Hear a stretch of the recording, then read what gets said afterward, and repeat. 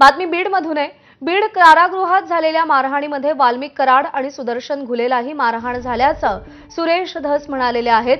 बबन गीते गँगमधील महादेव गीतेनं मारहाण केल्याचा सुरेश धस यांनी दावा केलाय। सुरेश धस भाजपचे नेते सध्या आपल्या सोबत आहेत। धस जी, तुमचं नेमकं म्हणणं काय आहे?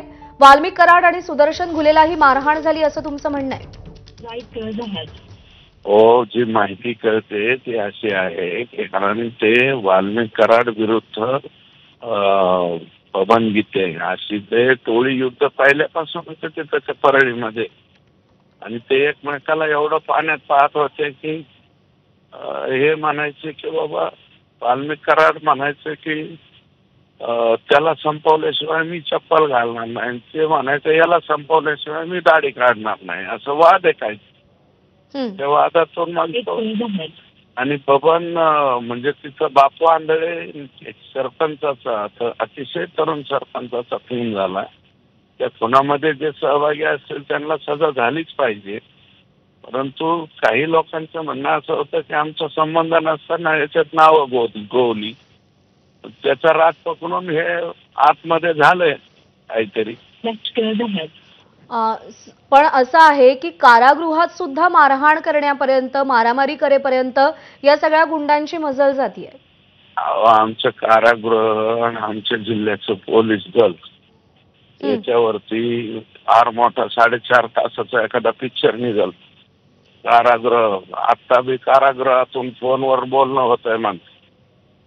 इतकं कारागृह सुंदर असल्यावर हाणामाऱ्या नाही व्हायचे तर काय होत. तिथल्या स्थानिक पोलिसांशी तुमचं काही बोलणं झालं?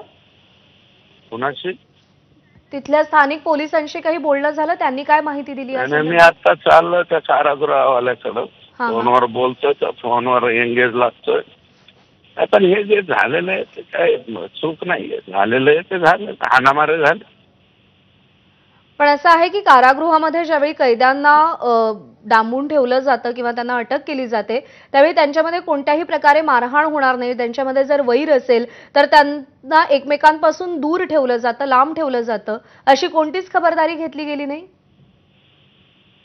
जेलर आणि त्यांचे जे खालचे कर्मचारी आहेत यांना त्याची कल्पना असून देखील असं का वागले?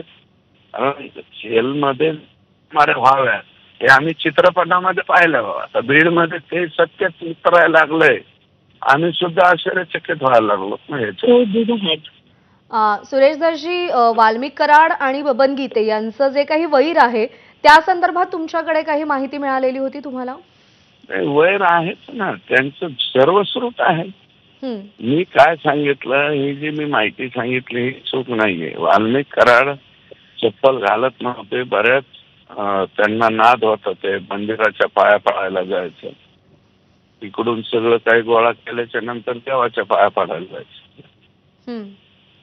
ते चप्पल घालत नव्हते, त्याचं कारण कळायला विचारलं बऱ्याच जणांना, तर त्यांच्या जवळच्या लोकांनी सांगितलं की बाबा हे बबन गीतेचं एंड करेपर्यंत मी चप्पल घालणार नाही. बबन गीते बरेच दाढी बिडे लांब केलेली, ही दाढी बी आम्ही त्यांचा राष्ट्रवादी काँग्रेस मध्ये प्रवेशाच्या वेळेस पाहिली.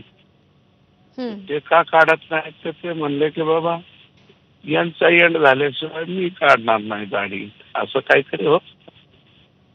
पण या सगळ्यामध्ये सुदर्शन घुलेला सुद्धा मारहाण झाल्याचं कळतंय, त्याचा या सगळ्याशी काय संबंध आहे? आतमध्ये सुदर्शन घुले आणि वाल्मिकांना कराड दोघांना मारहाण झाल्याचं कळतं. आता ते आपडतोपड झाली त्या लगेच काहीतरी पोलिसांनी जाऊन त्याच्यात मध्यस्थी केलीच असेल, पण तिथे घटना घडली हे मात्र खरं आहे. एक शेवटचा प्रश्न विचारते, या सगळ्या संदर्भात गृहमंत्र्यांशी आपण काही चर्चा करणार आहात? मी जेलच्या बाबतीत, लातूर आणि बीडच्या जेलच्या बाबतीतही बोललेलो आहे मुख्यमंत्री महोदयांशी, आणि मी प्रयत्न करतो ही घटना घडल्याच्या नंतर उद्या मला जर वेळ मिळाली तर मी जाईल.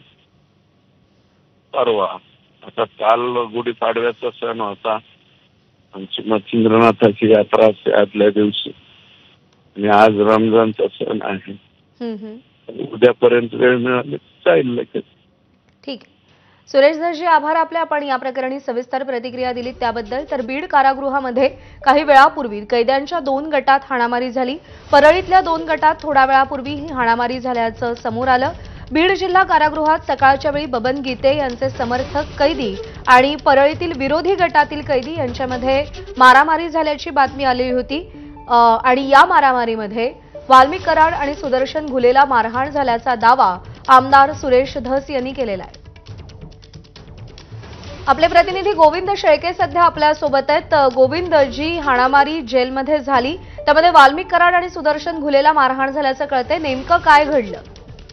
प्रज्ञा, मी सुरुवातीपासून सांगतो की नेमकं काय घडलं. आपल्याला माहित असेल की वेगवेगळ्या बराकमध्ये हे कैदी ठेवली जातात, मात्र बंदी उठवण्याची एक वेळ असते. म्हणजे सकाळी साधारण 10:30 ते 11:30च्या वेळामध्ये बंदी उठवली जाते. म्हणजे काय होतं तर कैदी मोकळे सोडले जातात आणि यावेळी 2 गट जे परळीमध्येच आहेत, आता महादेव गीते जे बबन गीतेचे समर्थक आहेत ते जेलमध्ये आहेत, त्यांचा एक गट होता आणि सोनवणे आणि फड अशा नामक व्यक्तीचा दुसरा गट होता. या 2 गटामध्ये मारामाऱ्या झाल्या. आता जसं सुरेश धस दावा करतायत की केवळ फड आणि सोनवणेच नाही, तर यामध्ये अगदी वाल्मिक कराड आणि सुदर्शन घुलेला सुद्धा मारहाण झालेली आहे. अद्याप जेल प्रशासनाकडून अधिकृत याला दुजोरा दिला जात नाही. मात्र एक नक्की आहे की ज्यावेळेस बंदी उठवली होती त्यावेळी इथं मारामारीचा प्रकार घडला आणि मारामारीच्या प्रकारानंतर या ठिकाणी बंदोबस्त वाढवण्यात आलाय.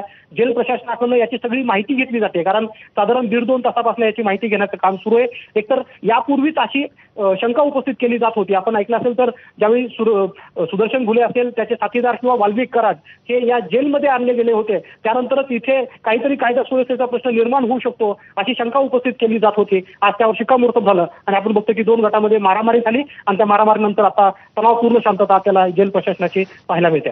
ठीक आहे गोविंद, धन्यवाद दिलेल्या माहितीसाठी. आणि यानंतर बुलेटिनमध्ये महत्त्वाच्या बातम्या